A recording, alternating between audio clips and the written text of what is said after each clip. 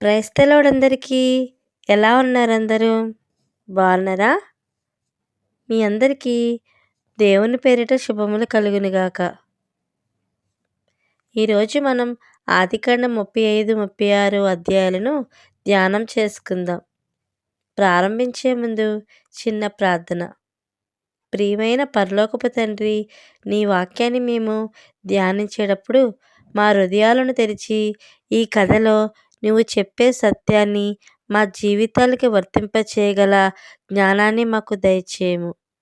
యేసునామంలో అడుగుచున్నాము తండ్రి, ఆమెన్.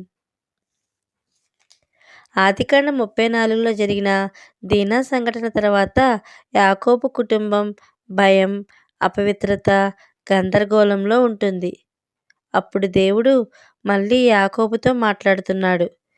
దేవుడు యాకోబుతో ఇలా అన్నాడు, లేచి బేతేలుకి వెళ్ళు. ఇది కొత్త స్థలం కాదు. ఇది యాకోబుని దేవుణ్ణి మొదటిసారి కలిపిన స్థలం. ఒంటరిగా భయంతో రాయి మీద తలపెట్టుకుని నిద్రపోయినప్పుడు ఆకాశం తెరిచి దేవుడు మాట్లాడిన స్థలం. దేవుడు యాకోబును అక్కడికే తిరిగి పిలిచాడు.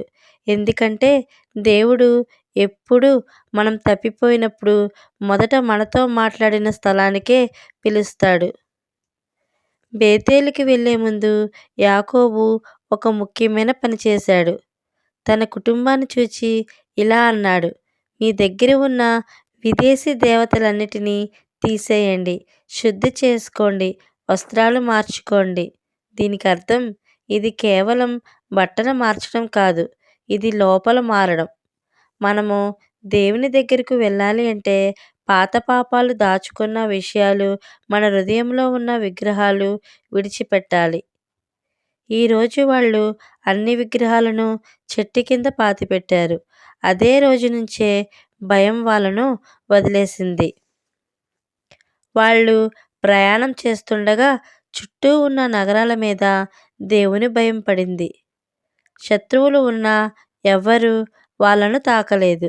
దేవుడు మనతో ఉన్నప్పుడు మన శత్రువులు కూడా భయపడతారు. బేతేలు చేరుకున్న తర్వాత దేవుడు మళ్ళీ యాకోబుతో మాట్లాడాడు. ఇది మొదటిసారి కాదు, మళ్ళీ మాట్లాడాడు. దేవుడు యాకోబు పేరు మార్చిన రోజున ఇప్పుడు కూడా అదే పేరు గుర్తు చేశాడు. నీ పేరు యాకోబు కాదు, నీ పేరు ఇశ్రాయేలు అని. యాకోబు చాలాసార్లు పడిపోయాడు, తప్పులు చేశాడు. కానీ దేవుడు తన వాగ్దానాన్ని మార్చలేదు. మనం మారినా దేవుని మాట మారదు. కానీ ఈ ఆశీర్వాదాల మధ్యలోనే యాకోబు జీవితంలో భారీ బాధ వచ్చింది.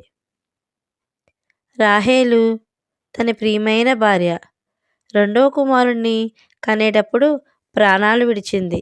ఆనందం, బాధ ఒకేసారి వచ్చింది.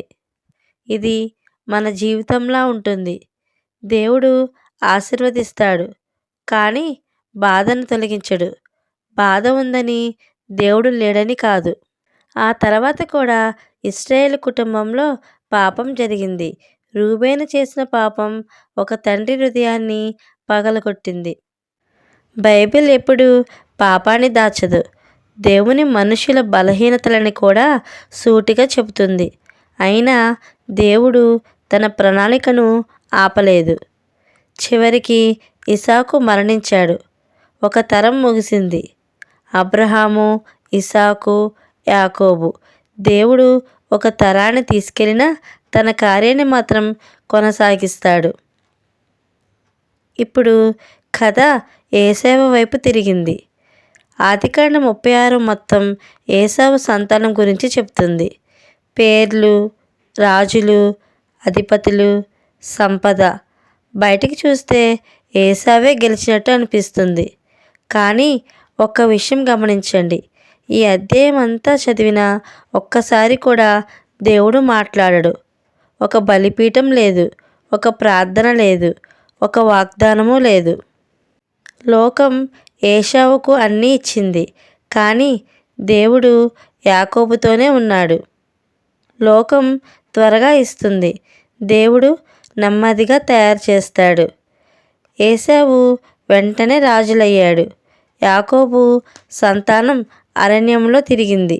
కానీ చరిత్ర చూసుకుంటే వాగ్దానం ఎవరిదో తెలుస్తుంది. ఈరోజు నీ జీవితం నెమ్మదిగా నడుస్తుందా? ఇతరుల జీవితం వేగంగా ముందుకు వెళ్తున్నట్టు కనిపిస్తుందా? భయపడవద్దు.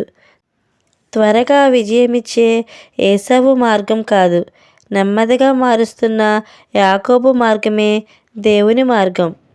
దేవుడు నీతో ఉన్నాడు అంటే నువ్వు ఆలస్యం కాదు, నీవు తయారవుతున్నావు. ఆమేన్. చివరిగా ప్రార్థన. ప్రియమైన పరలోకపు తండ్రి, ఈ వాక్యం ద్వారా మాతో మాట్లాడినందుకు నీకు కృతజ్ఞతాస్తుతులు తండ్రి. యాకోబు జీవితంలో కూడా మమ్మల్ని మళ్ళీ నీ దగ్గరకు పిలుస్తున్నందుకు నీకు ధన్యవాదాలు తండ్రి.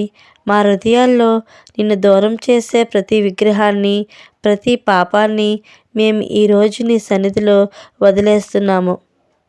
మా జీవితం నెమ్మదిగా నడుస్తున్నప్పుడు మేము నిరుత్సాహపడకుండా నీవు మమ్మల్ని తయారు చేస్తున్నావని నమ్మే విశ్వాసాన్ని మాకు దయచేయము. బాధల మధ్యలో కూడా నీవు తోడుగా ఉన్నావని మాకు గుర్తు చేయము తండ్రి. త్వరగా విజయమిచ్చే లోక మార్గం కాదు, నన్ను సంతోషపెట్టే మార్గంలోనే మేము నడిచేలా సహాయపడము. ఈ వాక్యం విన్న ప్రతి ఒక్కరిని నీ శాంతితో, నీ కృపతో నింపుము. యేసుక్రీస్తు నామంలో విన్నవించుచున్నాము తండ్రి. ఆమెన్. సో ఇది ఫ్రెండ్స్, మీకు ఎలా అనిపించింది? మీకు గనక ఆత్మీయంగా అనిపించినట్లయితే మీరు ఇచ్చే లైక్, కామెంట్, షేర్ ద్వారా నన్ను ఎంతో సపోర్ట్ చేసిన వారు అవుతారు.